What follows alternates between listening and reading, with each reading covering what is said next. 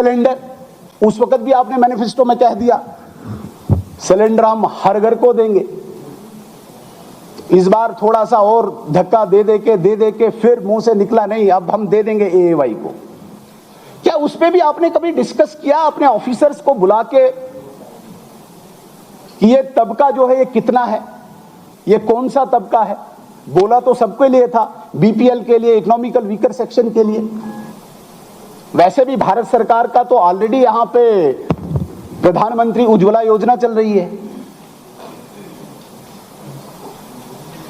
9 cylinder पे भारत सरकार की ऑलरेडी सब्सिडी है।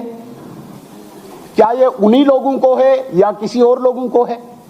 और वो जहां तक मेरी जानकारी है भारत सरकार तो ऑलरेडी लगभग 11.5-12 लाख परिवारों को उज्ज्वला योजना दे ही रही है।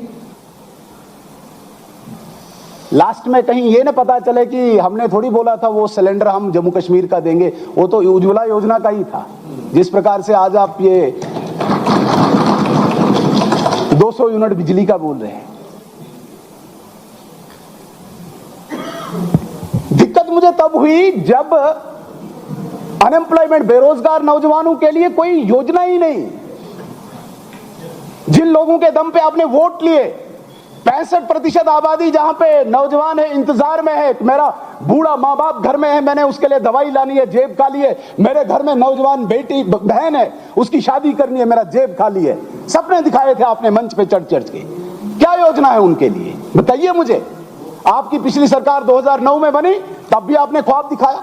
मुझे याद नहीं उस स्कीम का नाम, शेर कश्मीर कुछ प्रोग्राम आपने बनाया था, मुझे लगता है कि guarantee. Do you wish to move your data science career? EDI की तरफ से आपने लोन्स दिए, जब बाद में ऑडिट हुआ तो उस ऑडिट रिपोर्ट को जरा आप पढ़े, जो आपने ख्वाब दिखाए थे तब नौजवानों को, जरा वो ईडीआई की रिपोर्ट पढ़े। क्या उठाना है? कल्लू साहब चिल्ला रहे, जाके ईडीआई ऑडिट रिपोर्ट पढ़ो। क्या उन नौजवानों के साथ मजाक हुआ?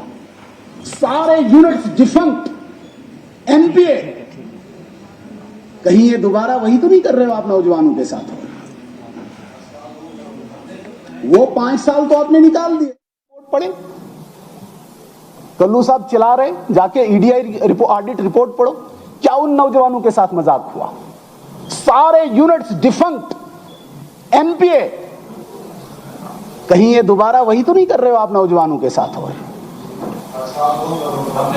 वो 5 साल तो आपने निकाल दिए। इन 5 सालों के लिए क्या कर रहे हैं आप? नौजवान इंतजार में है। उमर अब्दुल्ला साहब बहुत बड़ी बड़ी बातें कर रहे हैं नौजवानों के लिए, बेरोजगारों के लिए। बीजेपी ने आपको तबाह किया, इसने ये किया, उसने वो किया। जरा बताओ आपने बजट में क्या किया नौजवानों के लिए? 7600 नौकरियां, और उसमें भी पता चला कि 33 करोड़ रुपए उन लोगों से लिया आपने। 48 करोड़ रुपया लिया और 7600 नौकरियां दी आपने, मतलब फीस के तौर पे। जो आपने कहा था कि भाई हम फी लेस एप्लीकेशन लेंगे, क्या किया उन लोगों के साथ आपने? कितना बड़ा मजाक जम्मू कश्मीर के नौजवानों के साथ किया। कभी आपको माफ नहीं करेंगे। अरे सिर्फ इतना ही नहीं, मैं आपको बताना चाहूंगा, जिसको देने की नियत होती है, करने की नियत होती है। थोड़ा सा मैं आपको माजी में लेना चाहूंगा।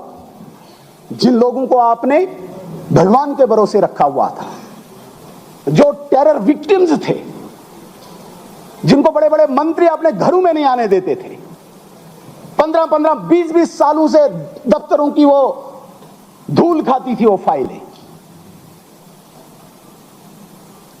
मोदी जी की विल पावर हुई, एक ऑर्डर में, वन गो में जम्मू कश्मीर के तमाम वो टेरर विक्टिम्स, जिनके परिवार में आतंकवादियों ने किसी न किसी को निशाना बनाया था, वन गो में उनको ऑर्डर दिया। यह नियत होती है करने की। बताना था जरा, उसका भी बजट में करना था बखान, लेकिन यहां पे सरकारें रही हैं।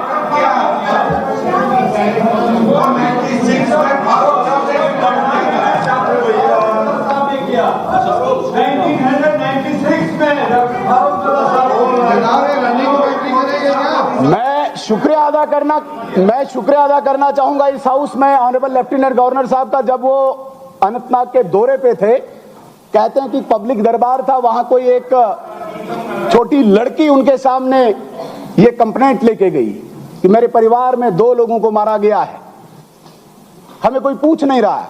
वहां से ये योजना बनी। आपको गलतफहमी है, यहां वो सरकारें रही है जो आतंकवादियों के परिजनों को नौकरी बांटते थे। और हमारे इस हाउस में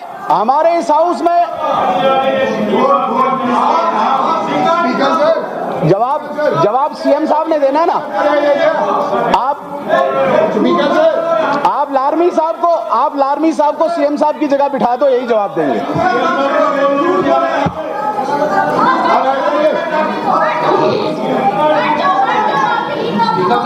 रूलिंग सरकार डिस्कस कर रही है, सरकारी ये काम कर रही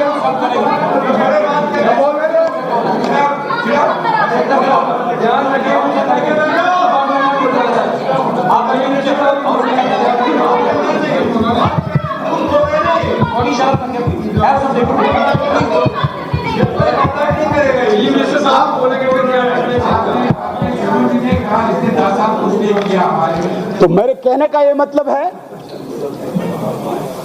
आज तक आपको वो नींद क्यों नहीं खुली? हमारे इस हाउस में एक लेजिस्लेटर है, मुझे तज्जुब हुआ जब ये पता चला कि 13 लोगों को उसने भी रिकमेंड किया कि ये वो लोग हैं जिनके घरों में कोई न कोई मारा गया है, कोई न कोई शहीद हुआ है, और वो 13 के 13 एलजी एडमिनिस्ट्रेशन ने एब्जॉर्ब किए, कहीं पे उनको लगाया।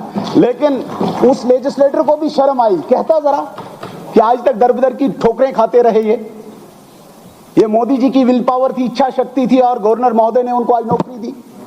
कहता जरा वो लेजिस्लेटर, लेकिन कैसे कहे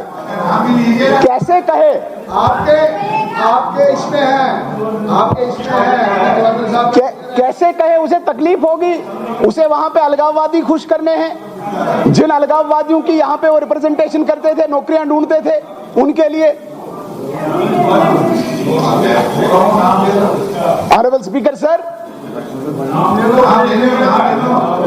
डेली वेजर तबका, जिस डेली वेजर तबके के लिए तो